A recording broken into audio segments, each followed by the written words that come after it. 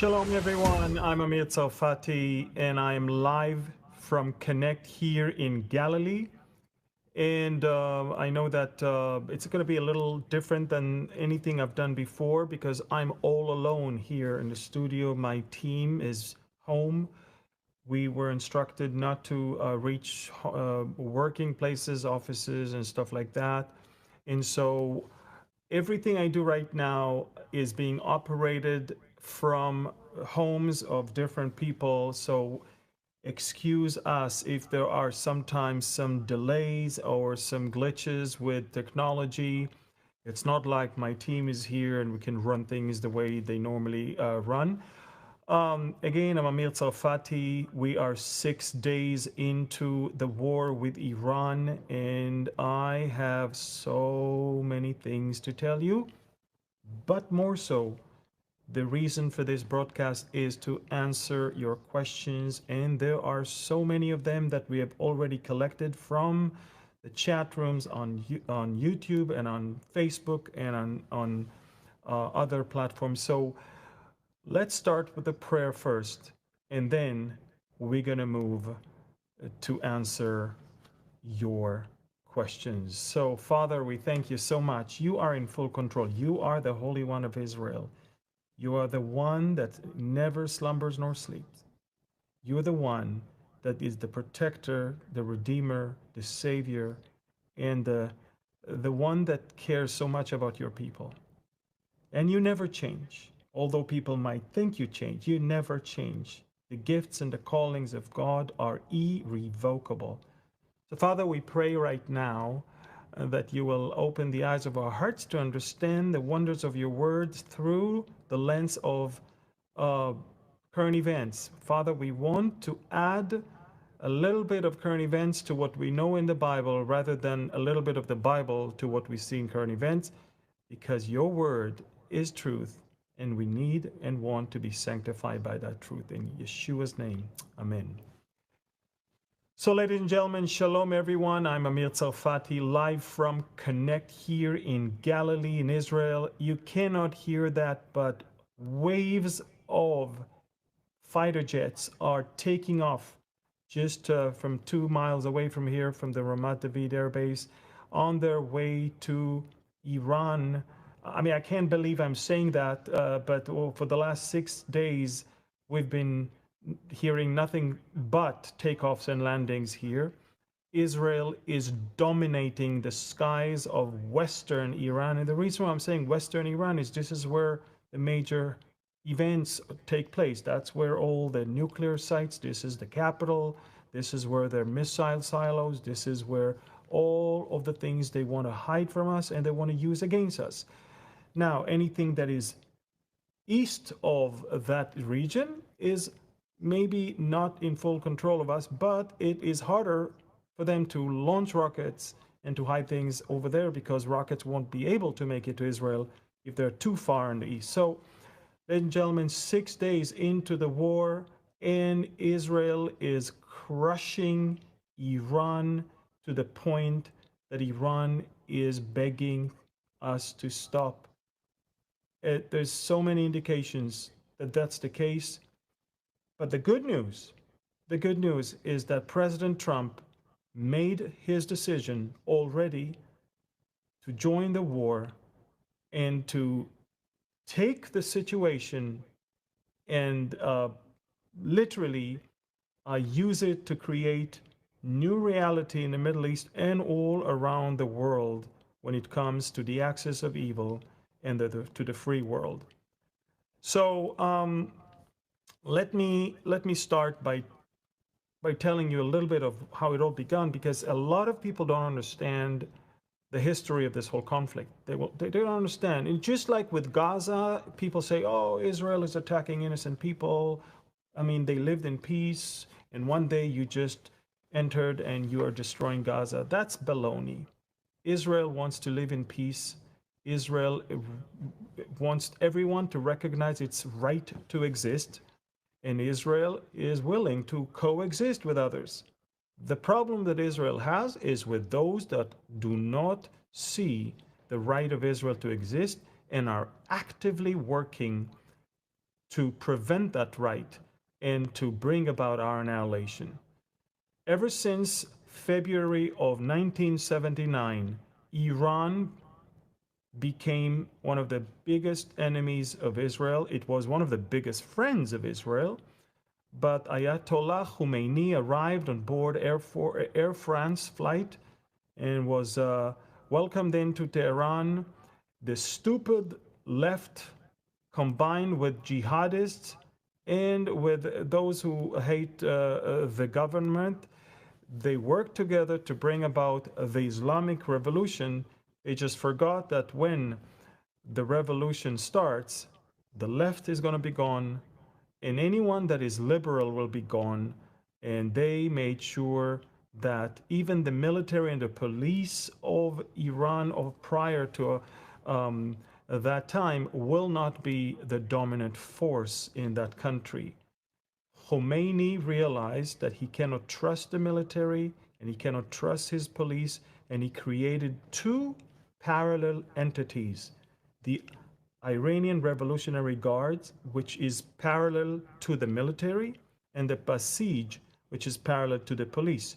And those two were supposed to implement the Islamic Revolution, not just outside, but inside Iran, making sure that no one is going to touch the supreme leader, no one is going to touch any assets that belong to the new regime, and that at all times there will be strict control over the people of Iran that have been oppressed ever since. And so in Iran since then, there is two literally parallel systems. One that belongs to the state that was there even before, and one that was newly created by people who sworn allegiance to the Islamic regime of the Islamic Republic.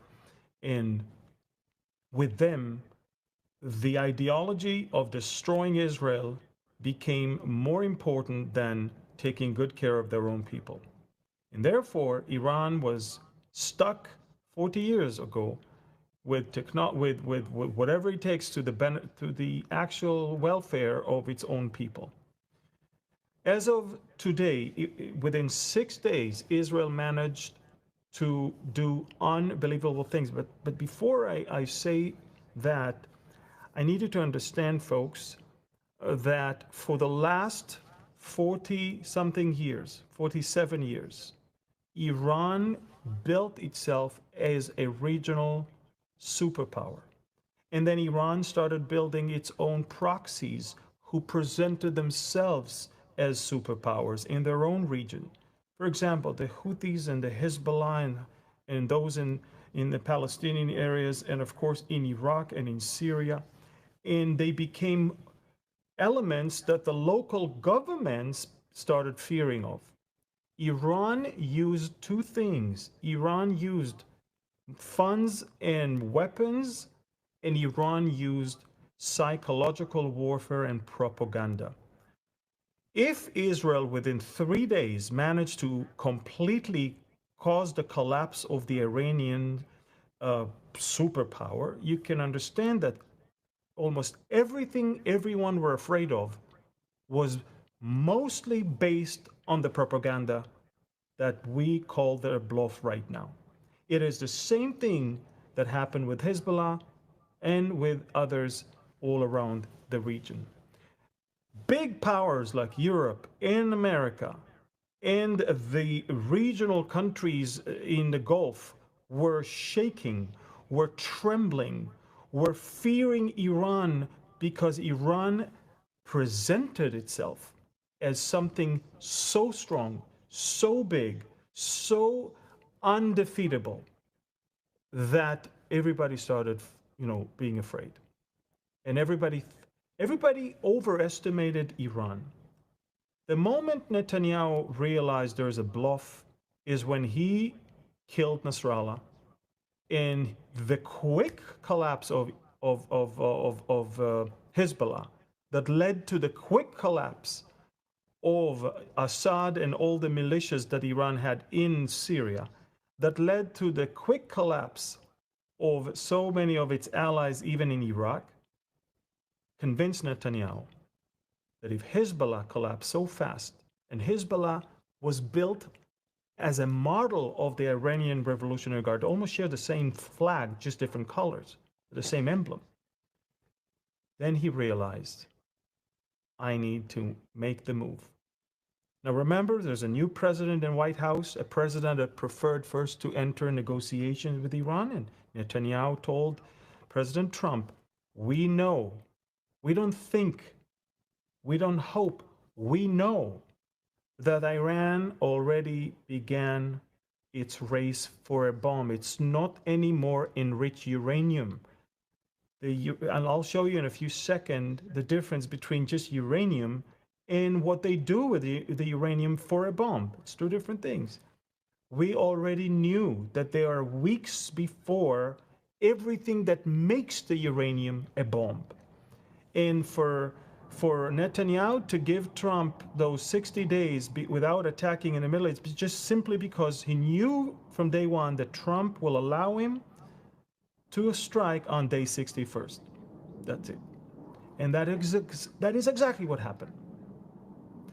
Now, I'm going to start taking your questions, but before I will tell you that, I'll say this.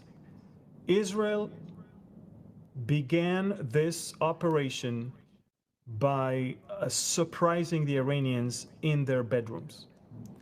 We, within 10 minutes, eliminated all of the top brass of the Iranian Revolutionary Guard. All of them were killed in their bedroom. We eliminated the top most important scientists who held all the information, all the knowledge, who were physically the people who were assembling the bomb. They're all dead. We destroyed on the ground the archive that contained all the knowledge that they had on this thing. And by the way, I don't know if you can hear that, but the F-16s, they're taking off nonstop. I'm not sure if you can hear that. But the other thing that I want you to know is that that after we destroyed these people, squads of the Israeli Mossad were operating on the ground, and we began simultaneously to operate against two. Wow, amazing. That's another takeoff of 40 or 50 fighter jets on their way to Iran right now. But what you need to know is simultaneously with eliminating the leaders and the scientists, we struck on the ground their plan for the first blow against Israel should we attack. We destroyed on the ground all the missiles that were supposed to be launched, and we began to destroy 70 anti-aircraft batteries that are literally in Tehran region and in the main missile bases. We decided to first make sure that those who needs to die are dead. Rockets are not going to be raining over Israel, and our jets can come and do more things. And the last thing we did in those first 10 minutes, we struck Natanz with all the main enrichment facility, because, listen to this, if you cause a sudden stop in the electricity while the centrifuges are spinning fast, they will shatter to pieces. Unlike if you turn off the electricity yourself and shut it down, then nothing's going to happen to them. But while they were operating and spinning so fast, that's why it was so important to be so much on time and in secrecy. We destroyed, and most of the centrifuges, thousands of them, are completely gone. Iran's main enrichment facility is gone. Now, Israel began in day 2 and day 3 to create a pathway towards Tehran. It's one thing to fly with your F-35s and F-16s above Iraq and then launch rockets. It's another to fly straight above the capital and destroy everything you want. And we created a complete freedom to work anywhere we want, all over Tehran and Western Iran. I don't know if you understand, because now we're operating UAVs, unmanned vehicles, aerial vehicles. We operate F-16s and F-35s, and literally we're hunting we're hunting launchers. And Israel destroyed more than half of the Iranian rocket launchers.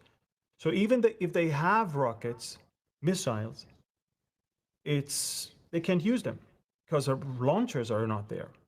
So as we speak, these 40 jets that just took off right now, their missions is double: destroying targets of the regime and related to the nuclear program or the missile program.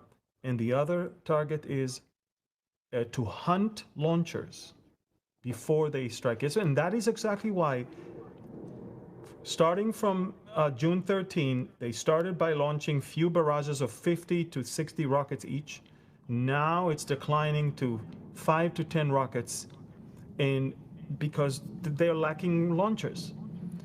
And now, of course, we want to deplete their stockpile of missiles, but they still have over 1,500 of them. But again, you can have 15,000. If you don't have launchers, you can't use them. So Israel is targeting those things right now, and it's important that you understand that. The only site that Israel has not touched yet and will touch in the very near future, when I say near future, I mean hours from now, is the underground facility in Fordo. And I would like to ask my team, we have a Fordo video that shows you, the whole complex under the ground. I don't know if we have it, guys. If we have it, then we can play. If we don't have it, just let me know, and I'll move forward by answering questions. Let me see if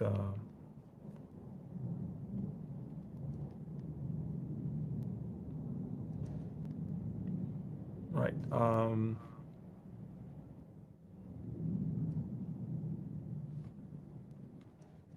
Anyway, let's move forward. The last thing I want to say, folks, America made a decision. The Nimitz is on its way. I just got the news that the Ford carrier and the strike group is on its way. We believe that also the B-52s are being loaded in Diego Garcia in the Indian Ocean. And the B-2s will be on the way. And the reason why, it's because if you want to attack Fordo faster, you need those GBU-57. Those are 30,000 pounds bunker busters. These are bombs that America never used anywhere, only to test ground, but never really truly in a battleground used it. And we're telling them, the place is yours to test it live. Israel is commanding this whole operation. If America is going to help, it's going to be under the command of the Israeli operation, simply because we have the intelligence and we have the control over the skies, and we know everything, where everything is, and they need obviously full coordination with us. It's important that America will step in for two reasons. Israel might remove a threat to Israel's existence, but America is moving a threat to the world's peace and to the free world, basically. Those missiles of Iran thwarted also were threatening Europe and soon America. And believe it or not, October 7th taught us one thing: when they have the ideology, the technology, and the opportunity, they will do it. And that is exactly what happened on October 7th. October 7th was orchestrated and funded by Iran, and there was no way this war could end without taking care of the head of the snake and eliminating it. And we did that. Now, I would like to answer your questions. I know that you have many, so let me answer those, okay? So let me go into our WhatsApp group with all of your questions. So,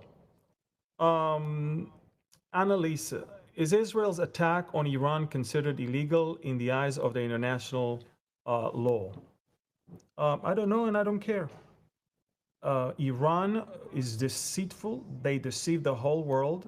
We call their bluff many times. We have the proof of what they were doing. We know what they were doing. We even allowed America to be exposed to that information. And I believe that when you see that France and UK and Germany are standing on our side, they also knew what they were doing. And so I believe that it is legal and necessary, if you're asking me. We see Lori. Is it really possible for the Iranian people to rise up and take over their government? It is possible, because we are destroying the Basij, the police that was oppressing them. We just destroyed a few hours ago their main headquarters under the ground. Big thing. The Basij is the one that is killing all of these people that they are catching in the protests. They're the ones who killed Masa Amini. They're the ones that are killing anyone who's opposing the government. They're the ones that are taking them and throwing them to the jail forever and torturing them, the Basij. And that's the Islamic version of the police. And so I believe that there is a good chance that the Iranians can do something. Let's put it this way. There is no time since the Iranian Revolution, the Islamic Revolution in 1979, there was never a point where there was that opportunity for the Iranians to rise up and topple their government. And we truly hope it will happen, but that's not for us to do. Now, Benjamin Netanyahu said Cyrus, if you remember, is the one who liberated the Jews to go back to rebuild Judea and the temple in Jerusalem. The modern state of Israel is now repaying the Persians and is liberating them from the tyranny of those psychopaths. Let me look at more questions. So, Julie or Julie, whatever. If Iran completely surrenders, do you think the bombings from the Houthis, Hezbollah, and Hamas will stop? Absolutely. Listen, Hezbollah was created by Iran. The Houthis were created by Iran. What are they going to do? The Houthis depend on Iranian knowledge and weapon and funds. You understand that? They won't last a minute without Iran. Once we're done with Iran, the Yemeni army will surely invade and kick the Houthis out. There's no doubt about it. Hamas, if Hamas knows that they have no one left in the world to back them up, Hamas will have to surrender. There's no doubt about it. Look, this is the most important brick, like in a way the chief cornerstone in the unholy version of it. That's it. When you remove Iran's ayatollahs, everything collapses.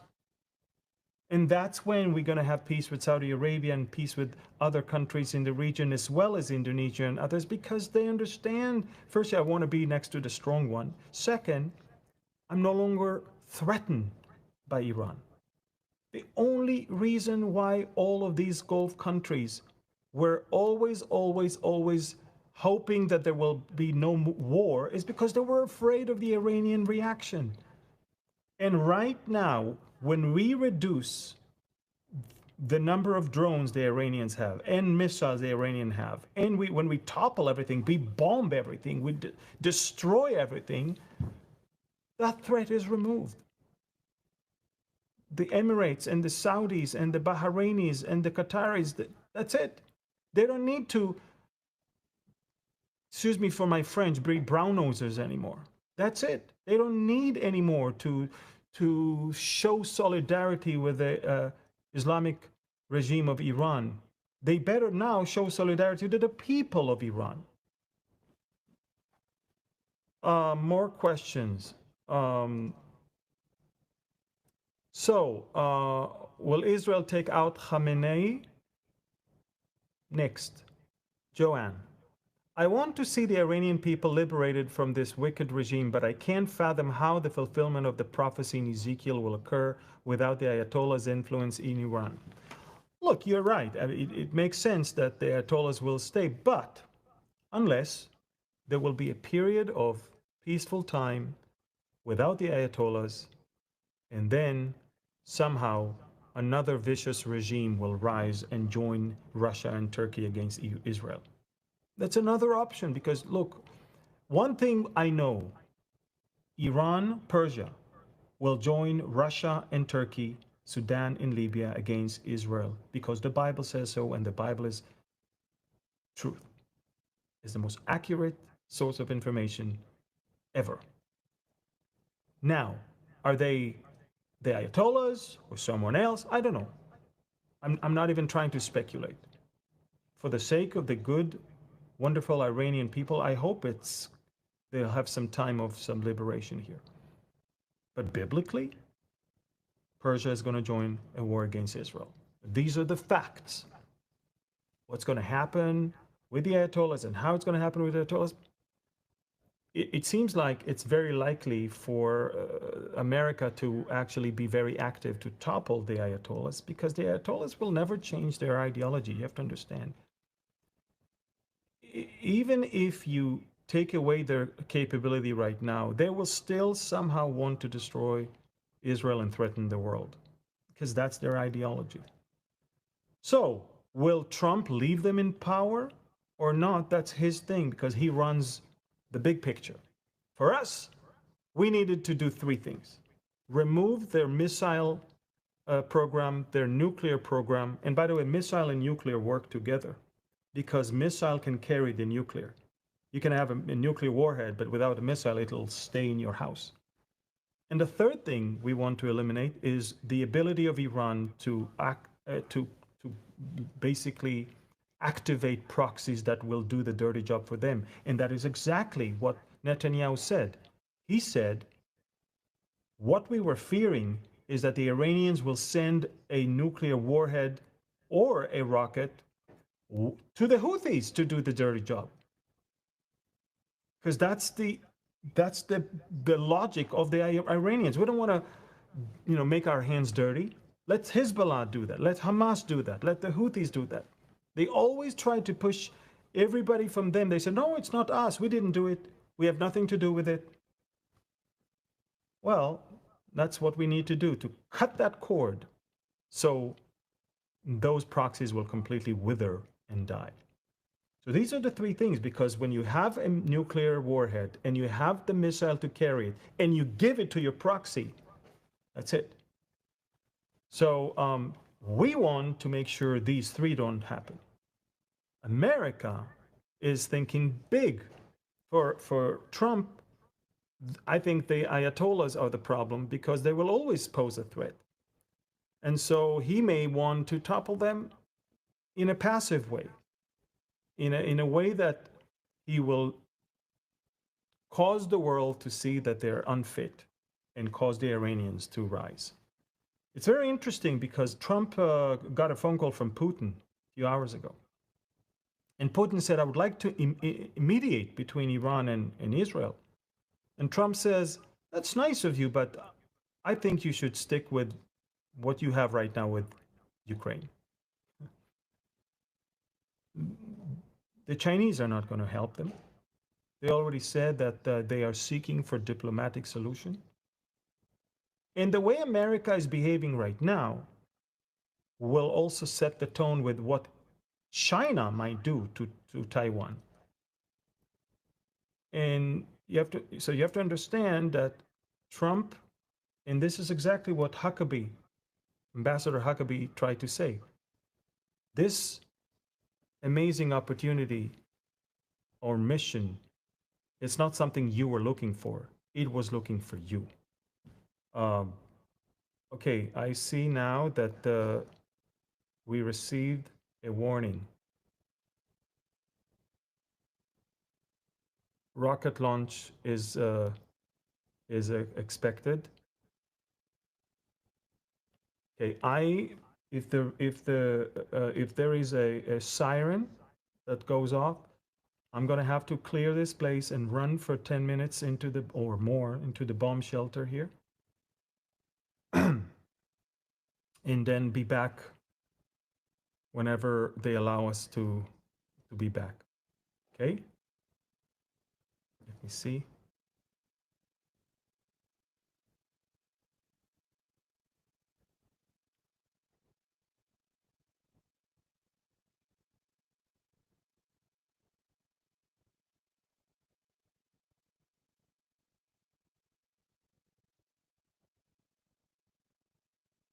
I'm going to ask my team to write me if the warning is also for northern Israel.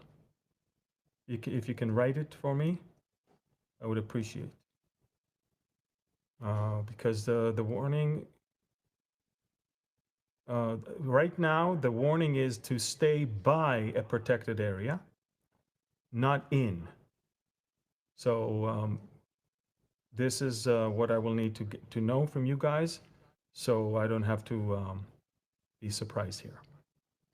Okay, another question. Darlene is asking, so they had a leader once where they could live in freedom. How did this leader get into power? I'm not sure I understand. The Shah was toppled because there were too many elements within Iran that did not like him. And so they made a mistake. They thought that Khomeini will bring the solution. But then, once Khomeini arrived, took the power, he killed everyone but the jihadists. So that's it.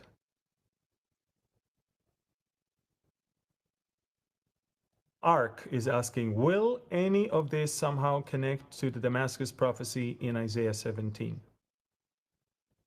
Isaiah 17 is related to Damascus. Damascus will be attacked. Damascus will be uninhabitable. Everything in the Middle East is related to somehow to Israel. Bible prophecy is always about Israel or about the nations and whatever they do to Israel.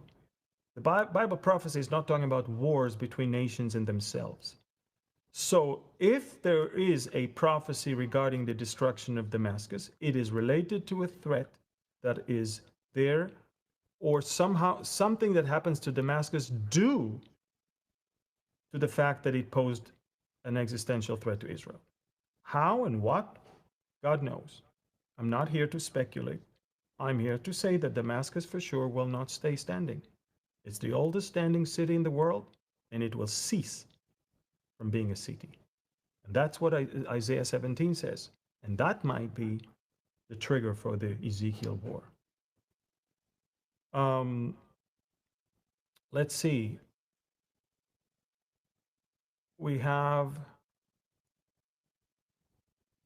Okay, Barbara, that's a good question. Barbara, why is the world okay with some countries having nuclear weapons, including Israel, but no others? It's very simple, Barbara. Israel does not hold jihadist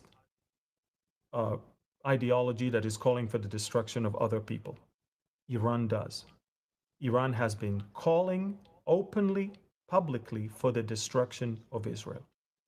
And as I said, when you have the ideology, the technology, and the opportunity, you will surely use it. And that is why they should never possess nuclear weapon. America knows that. Europe knows that. The Gulf states know that. And of course, Israel knows that. Israel is the only country that stood up and said, that's not going to happen.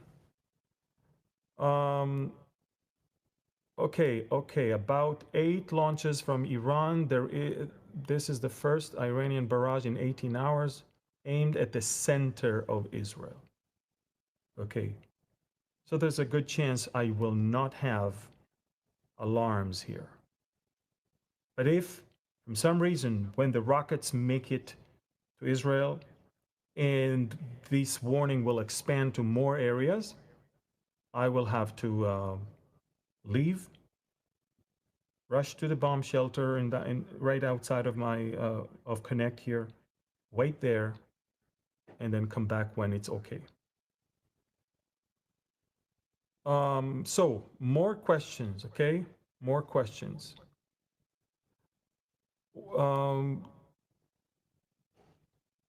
If Iran becomes a democracy, how is Ezekiel 38 going to happen? As I said, no one says Iran is going to turn democracy, but even a democracy can easily turn into a dictatorship overnight if something happens. You just don't know. For the sake of the Iranians, I hope they have some relief from this horrific regime. But if they don't, at least we know that this regime might be afraid to strike a war against Israel until there's a chance to join a greater coalition led by Russia. And I always say Russia cannot lead an attack on Israel unless America is not there to support Israel. And America will not be there to support Israel only if America somehow does not have the capacity or the will to do that. Right now, both sides of Congress, Democrats and Republicans, there is an overwhelming support for Israel. Make no mistake. I don't believe that right now at this current, I'm watching the map of where the launches are going to hit. Okay, for now it's the center and the lowlands. So it's Jerusalem maybe, but more so Tel Aviv in the area. So I don't believe that, it's something that may happen because of elections or something like that. It can either happen because of two things. America will suffer a huge implosion because of some major attack, or the rapture might take all the main or the believers from the decision-making places and the military, government, and all of that, and America will be in chaos. And then Russia can move. So I'm voting for that option. Jens is asking, what does it mean biblically to bless Israel? First of all, to bless Israel is not to stand against Israel and to hate the Jewish people. I can tell you what it's not. To bless Israel is to understand the role of Israel in God's plan and to understand that you dare not stand on his way and try to either replace them or eliminate them. To bless Israel is basically to bless God, because you bless what God blessed. I will bless he who bless you, and I will curse the one who curses you. So stand on Israel's side, stand on the side of the Jewish people. Now, when I say stand on the side of Israel's side, you don't have to politically embrace everything, but you have to understand the right of Israel over the land first. You have to eliminate all the fake propaganda that calls for the fact that this was not our country. You have to learn history, and you have to also understand that our return to this place is an act of God based on the promise of God. It is administrated by God, and it will be protected by God. So which side do you want to stand? Now, when you have a chance to help fighting anti-Semitism, help educating people about Israel's role and Israel's right over the land, help giving Israel, helping Israel. And, when Jesus said, When I was sick, you took care of me. When I was naked, you clothed me. When I was hungry, you fed me.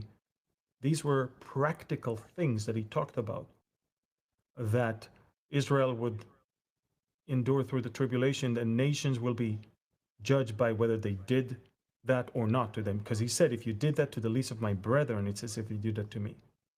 So even in practical ways to help Israel is to bless Israel. But it starts first with the understanding of what Israel is and standing with them first. Then you can help more, but we want people first to understand, because if you understand Israel, you understand the God of Israel. If you understand the God of Israel, you understand his plan, his word, his promises. And then you understand also his calling for you to get saved, to be born from above. So it's a bigger thing than just political or financial thing. All right. Sirens are now already activated in the center of Israel. Some of the tech team are in bomb shelters now. Okay, some of my team is there and they're now in bomb shelters. All right. Beth is asking, is Jordan helping Israel? Jordan is helping thwarting objects that are above Jordan. They don't fly into Israel to help Israel. If there is an object that is above Jordanian skies that can threaten Jordanians, then Jordan is intercepting it. Okay? So does Saudi Arabia. And even in Syria, they are allowing us to go in. They don't have any air force to shoot down those drones. Over 1,000 drones were sent from Iran. Half of them never made it. The other half never exploded because we never made it. Half of them fell along the way. And those who didn't were actually intercepted and never really touched Israel and caused any damage. 100% success when it comes to their UAVs and drones. With rockets, we're still above 90% interception, which is phenomenal if you really think about it. These rockets are not Hezbollah or Hamas. These are rockets that are flying way faster, and they are way deadlier. You could see what the blast can cause. It can explode here, and the blast can shatter things and destroy things 10 blocks away from here. So that's a greater danger than anything we've seen from Hezbollah and Hamas. And that is exactly why we have to eliminate the threat of the ballistic missiles. Israel understood that Iran is working hard on producing 300 ballistic missiles every month.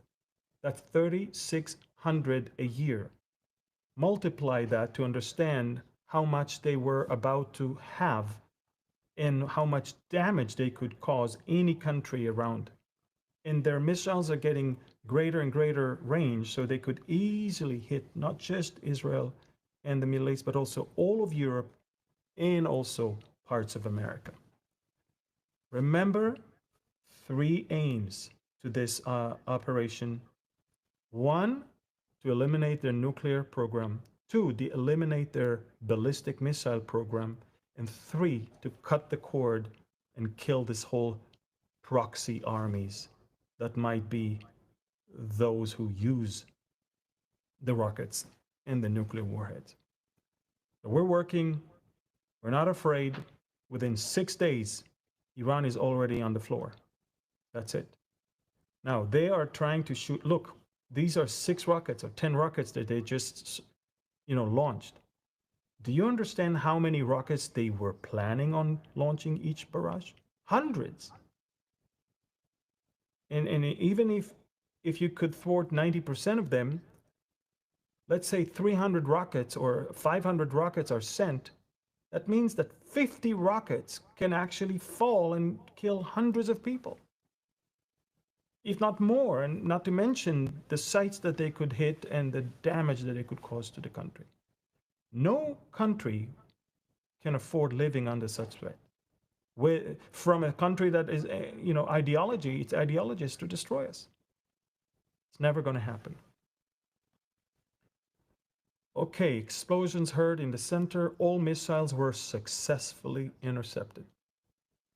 Thank God. But you know why? Because when we are not overwhelmed, we can easily intercept them.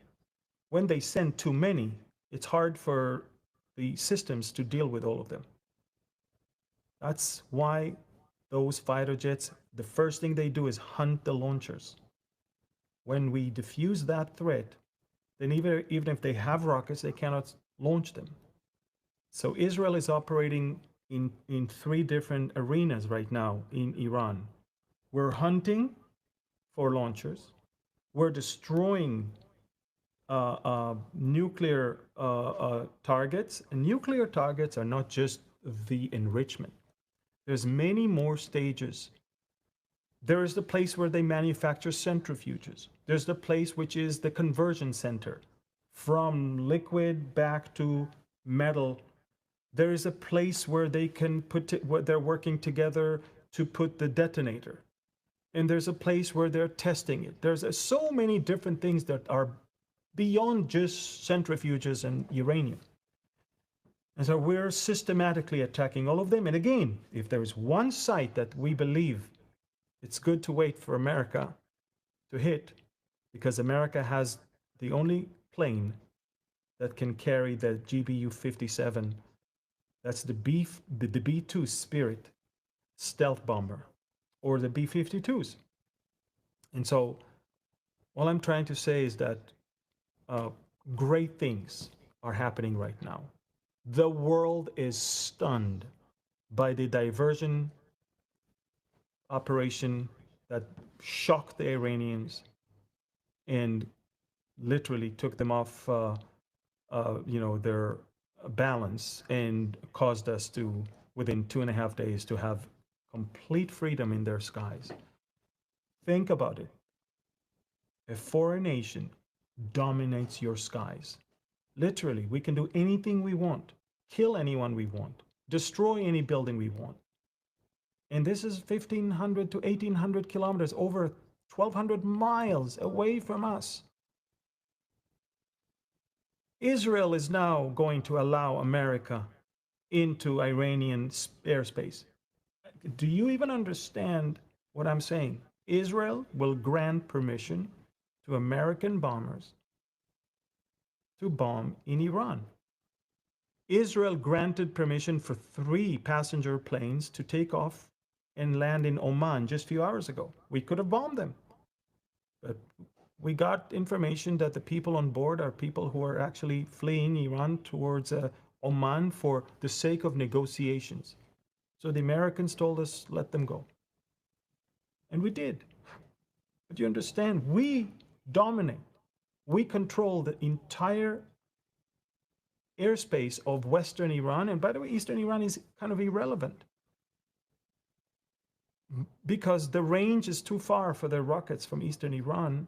And when a missile flies too long, it tends to either disintegrate and fall or not have the velocity that it needs to have once it reaches. And it's easier for us to intercept it. So it's amazing things that are happening. I call it the 6 days war because within 6 days, that's it. It's almost over. But unlike the first 6 days war, Israel is in a completely different place right now. By the way, this is the first time in the history of Israel that America will join us in a war, and a war that is ours, a war that began with what we call a preemptive strike on our end. American pilots were not there in 1967 or 1973. They were not there in 1982. They were not there in 1948. None of the wars of Israel, American pilots took an active role.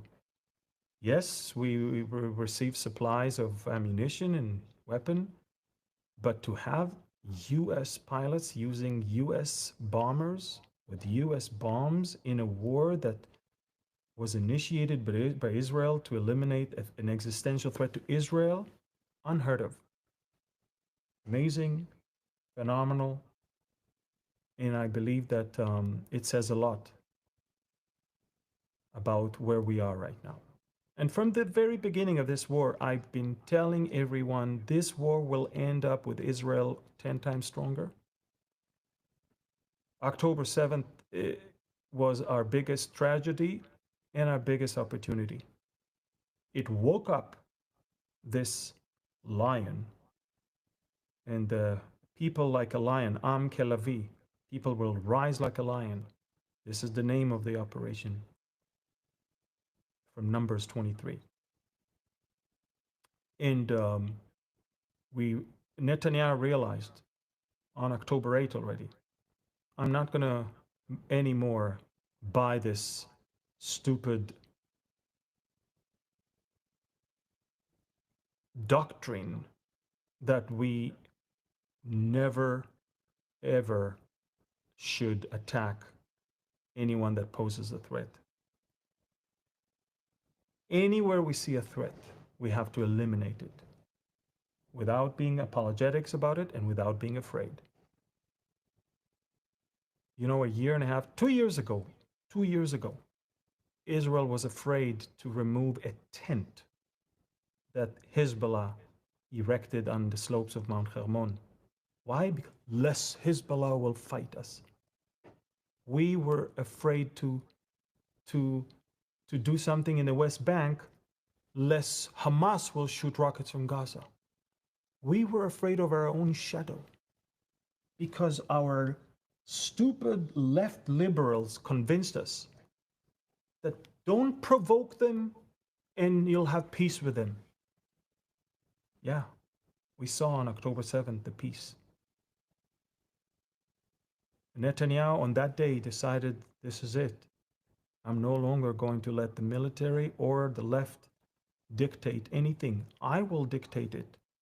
And if there's a minister of defense, or if there's a chief of staff, or if the head of the Shin Bet that are not aligning themselves with what I want, they will have to be removed.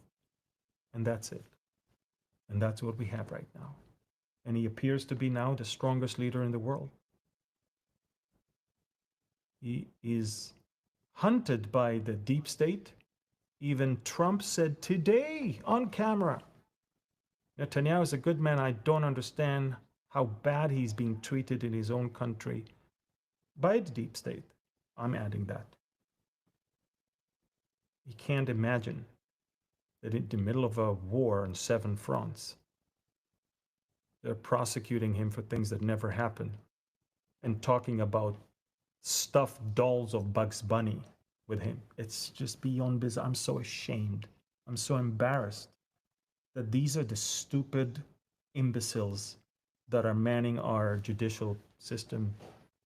But that's what we have. And I think right now, most of the public is now moving towards understanding that this man is the greatest leader we've had since, I don't know, since biblical times. Now, none of the leaders of Israel were perfect. I don't think he's perfect. But he is someone whom God sent for us for such a time as this. And I've always been behind him, and I will always stay behind him, because I believe this is the leader that God thankfully granted us right now. Any other leader that we have in the political world today is just nothing compares to him. And so we have 3 more minutes to go. Marcus is asking, are these events, the events of the war of Gog and Magog, described in the book of Ezekiel? No. The event of Gog and Magog is when Russia attacks Israel after Israel lives in peace and prosperity. And then Persia and Turkey will join it. So we're before that, but it's coming. So where are the Ayatollahs now? They're all afraid. They're all running away. They're all hiding. I think they are using the diaper they have on their head now around their loins, because you know why.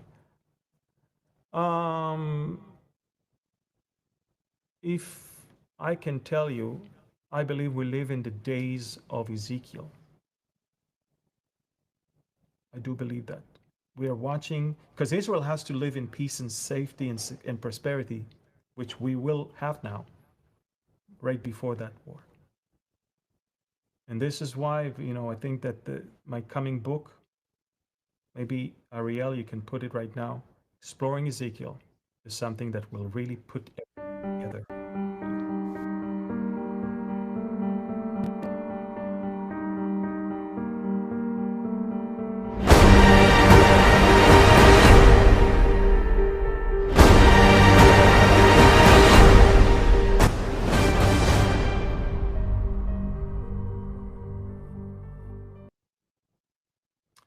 All right, folks, I'm going to finish with the Aaronic blessing upon you. We'll do that probably more often now that I see that it's possible, even when my team is scattered. Thank you for praying. On Telegram, you will hear everything that is happening. So many great things. Thank you for praying. Thank you for helping. Thank you for standing by Israel. And remember, it's the God of Israel. It's the Holy One of Israel. We are not that good, but He is good. יברכך אדוני וישמרך, יאר אדוני פניו אליך ויחונך, יישא אדוני פניו אליך וישם לך שלום. The Lord bless you and keep you. The Lord make His face shine upon you and be gracious to you. The Lord lift up His countenance towards you and give you His shalom, His peace. Shem Yeshua. Amen. Thank you. I love you. God bless you. Get Exploring Ezekiel. Go to our website and see if there's any way you can help. God bless you, and shalom from Galilee. Bye-bye.